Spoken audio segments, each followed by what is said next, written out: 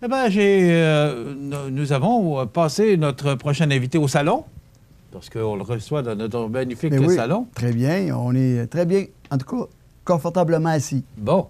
Alors, Monsieur le maire, on vous garde pour une vingtaine de minutes. On va prendre le temps de jaser. Oui. Ce que maintenant nous permet, avec une émission allongée, on a plus de temps maintenant pour prendre le temps. Et c'est agréable. Bon. On se sent moins compressé. Oui. Malgré je peux vous dire que l'animateur était compressé aussi. Malgré qu'on ne passera pas à travers tous nos sujets, d'après ce que j'ai pu comprendre tout à l'heure, on ne passera pas à travers. Et on fait une demi-heure de plus, puis je vous dirais qu'on est encore... c'est presque un mois d'avance dans les entrevues. Oui. On est content du succès que cette émission-là... mais ça prouve que les gens veulent être informés. Les gens veulent savoir ce qui se passe chez eux. Puis c'est important. C'est ce qui fait le succès de cette Exactement, émission-là. Et j'ai beaucoup de plaisir à le faire. Puis c'est toujours un plaisir aussi de recevoir. Hier, M. Généreux était avec nous. Puis, pas déjà fini. Mais on a toute cette même réaction-là. Hein? Et déjà, on vient de prendre une minute. C'est ça. Alors, allons-y immédiatement. D'abord, bonjour et bienvenue d'être avec nous aujourd'hui. Bonjour, Michel. Puis bonjour à vous aussi à la maison. Monsieur le maire, mais on s'est dit qu'on s'appelait par nos prénoms pour faire des choses plus faciles. Rémi, d'abord, vous avez, cette semaine, été conférencier à la Chambre de commerce de Lévis avec le maire de Thetford Mines et le maire de la Beauce. Exact. C'était quoi? En fait, c'était un panel qui regroupait le monde politique municipal, provincial et économique. Et puis, entre autres, on avait l'honorable M. Blaney qui était là, qui est député fédéral de Bellechasse. Et on avait aussi François Paradis, présidente de l'Assemblée nationale, et aussi la députée de Chaudière... la députée de... Bellechasse. Bellechasse, voilà. Puis, aussi, on avait des invités au niveau du tourisme et aussi au niveau du développement économique qui étaient là.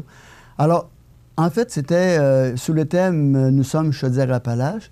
Alors, on était invités à parler de notre fierté, à parler de nos bons coups, à parler de notre attractivité et puis à se faire connaître. Alors, c'était l'objectif de ce panel-là concernant le monde municipal.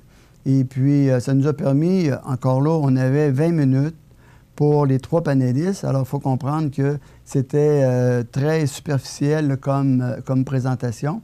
On n'a pas eu l'occasion, et même à ma première intervention, on me dit de raccourcir, mais ça passe tellement vite. Écoutez, d'avoir 1 minute et demie pour parler de notre fierté, puis de parler aussi de nos engagements. C'est ça que je voulais vous parler. C'était quoi le contenu de votre conférence? Bien, au niveau de la fierté, bien, il faut dire aussi toute la restructuration de notre centre-ville. Vous savez, le conseil précédent, M. Desrosiers, depuis son arrivée en 2005, il a beaucoup travaillé sur la fierté aussi des Manimontois. On sait qu'à l'époque, il y avait un esprit de morosité avec la fermeture de Whirlpool en 2004 et puis aussi tout le volet textile. On avait perdu 1000 emplois. Alors, il fallait quand même redynamiser et puis c'était le plan que le Conseil à l'époque s'était donné de créer justement cette fierté-là en construisant des infrastructures comme d'abord d'avoir une bibliothèque, d'avoir une scène publique, d'avoir un marché public, de réanimer ce centre-ville-là.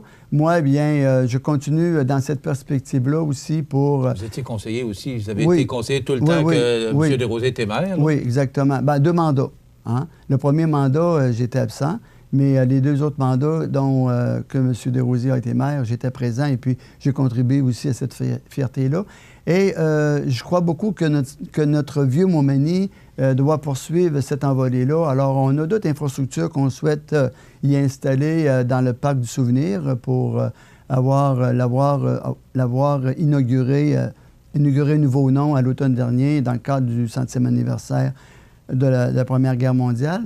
Alors, on veut aussi amener des infrastructures publiques comme, entre autres, des toilettes publiques dans le centre-ville. Vous savez, quand on invite les gens à venir à des activités, à des festivités-là, on n'a pas ces commodités-là. Alors, on travaille cette année sur une planification pour installer en continuité du marché public un bloc sanitaire.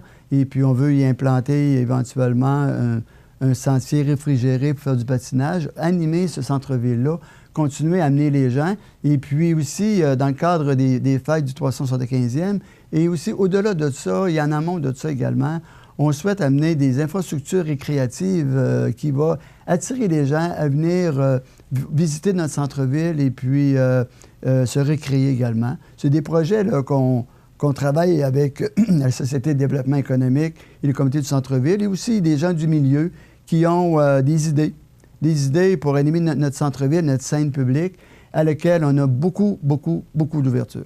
Et la semaine passée, vous avez procédé à l'inauguration des anciens bureaux de l'Hôtel de Ville. Oui, entre autres, que j'oubliais. L'ancien poste de police, l'ancienne caserne de pompiers. Que j'oubliais. Qui a été transformé. Belle réalisation. Oui. Parce qu'on était supposé de raser ça au sol. Ah oui, ça aurait été une erreur. La décision était prise de garder ça aurait été une erreur monumentale si on avait fait ça. On avait des gens qui souhaitaient ne pas investir dans cette infrastructure-là. Et puis, vous savez, il y a des programmes qui existent pour soutenir les petites collectivités. Programmes gouvernementaux. Exactement. Et puis, on a souscrit ce programme-là. On est allé chercher 387 000 du gouvernement à l'époque. Et puis, nous, en fait, ça nous coûte environ 300 000 d'investissement pour une infrastructure comme celle-là qui répond à des besoins de l'École internationale de musique, Chorale à Lilou, Société de développement économique, les communications régionales de Montmagny. Alors, on vient encore là dynamiser notre centre-ville. Imaginez la verrue, hein, si je peux m'exprimer ici, la verrue que ça avait fait si on avait enlevé ce bâtiment-là et pour en faire une conversion en stationnement public. Ça aurait été une erreur monumentale. Et puis c'est beau. Franchement, tout le monde est installé. Puis même, il y a un tapis acoustique. J'ai promis à Rénal Ouellette qu'on irait faire une entrevue pour montrer vraiment la réalisation de ça. Oui. C'est une école de musique, exactement. Donc il faut que l'acoustique soit très bon, même excellent. Oui. Et vous avez même un tapis acoustique dans l'école, justement pour assurer ce beau côté. Puis quand même, il y a beaucoup d'élèves à l'école de musique internationale. Bien, ça prend de plus en plus entre 140 et 160. Et alors, je vous ai promis, et je vous promets qu'on va aller filmer avec Rénal Ouellette et vous montrer exactement la qualité de ces nouveaux locaux. Oui. Et pour ceux qui ont eu l'occasion de venir à des séances publiques de l'ancien Hôtel de Ville, le moment où il y avait le conseil se tenait là, bien cette grande salle-là est devenue une salle communautaire, une salle de prestations là, qui est disponible pour faire des spectacles, mais en même temps, l'École de musique a le mandat aussi d'en faire bénéficier à certains organismes communautaires, moyennant là, certains frais minimums, mais ça va rendre beaucoup de service à des gens qui se cherchent un lieu de rencontre et puis centre-ville, et en même temps, bien, tout le monde va s'entraider. Ça va aider l'École de musique à améliorer les installations et ça va aider aussi les organismes communautaires à avoir des locaux, centre-ville, proches de la vie du vieux Montmagny. Et puis, à ce moment-là, bien, tout le monde va être content. Mais il y a un membre du Chœur à Lilou qui me disait, parce que maintenant, on pratique dans l'ancienne salle du conseil. Oui, c'est ça. Et on me disait qu'avant ça, auparavant, on était au sous-sol de l'église Saint-Mathieu. Alors, l'acoustique n'était pas le même. Donc, on est heureux, très heureux. L'éclairage. On n'enlève rien à l'église Saint-Mathieu, mais c'est des locaux plus adéquats. Des fenêtres sur le parc. Alors, tout le monde est heureux. Écoutez, vous chantez en regardant dans le parc toutes les activités qui se passent, les bibliothèques. Écoutez, c'est plus au cœur de la vie. Absolument. Vous dites que vous avez eu 300 000, ça m'amène 387 000. 387 000. Oui, nous, ça nous coûte environ 330 000, si je ne me trompe pas, là, comme contribuable pour cette belle infrastructure-là, oui. Vous parliez justement de ces aides gouvernementales. Oui. Vous m'avez parlé avant l'entrevue que vous allez avoir une rencontre avec la ministre Proulx. Effectivement. Notre députée, Marie-Ève Proulx, effectivement. le 1er février, pour la liste d'épicerie du maire. Oui, du maire et puis aussi de la communauté. Moi, ça me fait rire, cette expression-là, la liste d'épicerie. Mais quand même, est-ce qu'elle est longue? Est-ce que vous avez une vingtaine de pages? Elle est documentée. Vous savez, il y a deux façons de demander du soutien à nos gouvernements. C'est de tout simplement présenter ce qu'on n'a pas et puis en faire des demandes d'aide financière.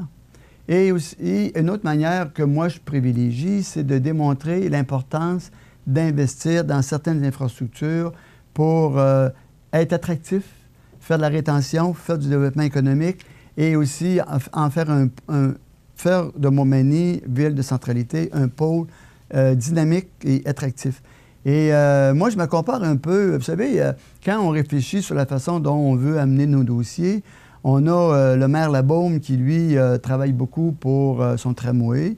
Et vous savez, il en rêve et puis il voit que c'est important pour le développement de sa ville. On a le maire Lehoulier pour sa ville également. Bien, on a le troisième lien. Alors moi, à Montmagny, c'est le boulevard Taché. Pour moi, là, l'importance d'investir puis de demander des aides financières auprès de nos paliers gouvernementaux, c'est notre boulevard Taché, c'est le cœur de notre vie commerciale. On a le centre-ville, mais aussi, on sait que l'artère maintenant principale, c'est le boulevard Taché. Et puis, on a une section ouest de notre ville qui n'est pas aménagée en boulevard urbain, qui rend pas la vie dynamique. Et puis aussi... Quand on parle de la partie ouest, on parle de BMR, de quoi? Oui, en Jacques-Posé, chemin des Poiriers. Jusque chez Montmagny-Mazda. Exactement. Exactement. D'abord, c'est le début de notre propriété, hein, parce qu'on sait que avant ça, vers l'hôpital, passer Jacques-Posé, c'est une portion de route qui appartient au ministère du Transport du Québec. Alors là, on aura beau faire et dire ce qu'on voudra, on n'a pas de pouvoir, on ne peut pas donner une vision au ministère. Lui, il traite cette portion-là comme lui, le ministère se donne comme mission d'entretenir des voies publiques numérotées. Ce que j'ai compris, c'est qu'à partir justement de Jacques-Posé, elle n'est plus au Pont-Rivard, c'est de juridiction municipale. Non, de Jacques-Posé, elle est jusqu'à l'entrée de la rue du Régiment à peu près, là. À l'est de la ville. Près de l'aéroport. Ce n'est plus une route numérotée depuis 1994. C'est une rue municipale qui est une rue de circulation importante. Vous l'avez mentionné l'autre jour, presque 6200 voitures par jour. C'est une route de transition lorsqu'on ferme l'autoroute 20. C'est une route où tout le monde circule, le touriste et puis les gens qui veulent aller vers Gaspé puis qui veulent visiter la vue bucolique du fleuve et puis faire des arrêts touristiques. C'est la route principale, le boulevard Taché. Alors, on considère qu'on a une route qui est entretenue par les gens de Montmagny, à même le taxe, qui devrait avoir une attention particulière parce qu'elle est empruntée par plein de personnes qui viennent nous visiter, qui viennent y faire des affaires. Et puis, c'est pas juste aux gens de Montmagny à payer pour cet entretien-là. On parle de 10 millions, là. Là, c'est à partir de Jacques-Posé. Cette portion-là coûte environ 6,5 millions. OK. Pour cette portion-là. OK. Mais il reste après ça, parce que là, elle se rendrait pour la première partie. On parlerait de Jacques-Posé jusqu'à... Jusqu'au chemin des Poiriers, 6,5 millions. OK. Et après ça, il y aurait le chemin des Poiriers pour alors se rendre jusqu'à... Bien, on souhaite se rendre jusqu'à l'avenue Sainte-Brigitte éventuellement, par étapes. Parce qu'il va y avoir, à travers tout ça, on a déjà une planification d'infrastructures qu'on doit aussi réaliser avant de réaménager ces sections de boulevard-là. Parce qu'on a des tuyaux surdimensionnés, surtout au niveau du pluvial, dans le secteur de Thomas Morel, pour aller en passant là, par notre terrain, soit par l'avenue Ballanger ou éventuellement là, sur les terrains de l'Aréna. C'est qu'on a des constructions à faire pour des bassins de rétention d'eau pluviale qui vont nous être imposés par le gouvernement. Alors, on a toute cette planification-là à faire pour ensuite venir surdimensionner ces tuyaux-là qui vont recueillir l'eau du boulevard et puis qui va également recueillir l'eau des rues, des avenues du sud de notre municipalité parce que vous voyez qu'on fait des travaux d'infrastructure dans certaines rues où il y a seulement une infrastructure qui contient et les égouts et l'eau pluviale qu'on doit diviser parce que faut comprendre que quand on a seulement une infrastructure qui ramasse qui a pour mission de ces deux fonctions-là, bien, on amène tout ça dans nos bassins de rétention qui, elles, nous coûtent 450 000 à 500 000 à vider à tous les 5-6 ans. Alors, moins qu'on amène de sédiments qui viennent de nos routes dans ces infrastructures-là, bien, moins vite on doit les vider. En quelques secondes, c'est un projet à long terme, là, pas celui de Jacques-Posé, aller... pas la phase 1. La phase 1, moi, je la veux pour 2021. Ensuite, ça, pour les fêtes du 360. Exactement. Ensuite, réalisé ou en réalisation? Réalisé. OK. Il faut avoir des visions, vous savez. C'est audacieux un peu, parce qu'on est quand même en janvier 2019. Nos plans sont prêts. Oui, mais ça prend combien de temps à faire? C'est quand même... Ça prend un été. OK. Pas plus que ça. Si le gouvernement nous accorde des sous d'ici l'automne, notre prochain budget, c'est réalisé pour l'automne 2020. On va s'arrêter. Vous allez voir que... on a notre chronique pouponnière à présenter.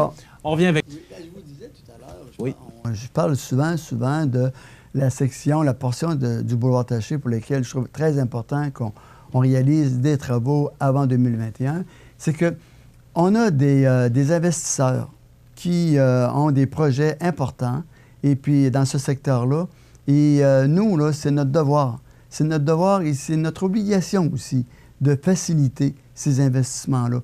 Alors, c'est dans cet esprit-là que je suis convaincu qu'on va avoir l'appui de nos gouvernements. Mais Rémi, je vous demande, est-ce que ces investisseurs-là font leur projet ou réalisent leur projet si le boulevard Taché est rénové ou...